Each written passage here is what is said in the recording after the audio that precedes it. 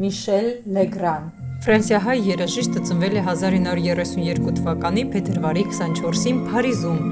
Լեգրանը կոմպոզիտոր, դաշնակահար, գործիքավորող, դիրիժոր և երգիչ էր։ ԱՄՆ ազգային կինոմրցանակի, Օսկարի, Երակի, Գրեմմիի, Հինգակի և Ոսկե գլոբուսի դափնեկիր է։ Միշել Լեգրանը կոմպոզիտոր Ռայմոն Լեգրանի և դաշնակահարուհի Հայկանուշ Տեր-Միքայելյանի որդին է։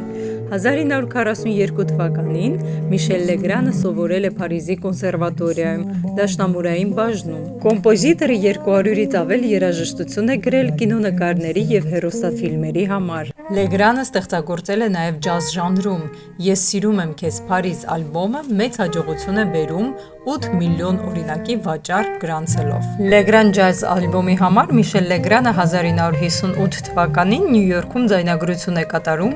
Մայլզ Դեյվիսի, Ջոն Քեյթնի և այլոց հետ, դառնալով ջազի հսկաների հետ համագործակցող առաջին եվրոպացին։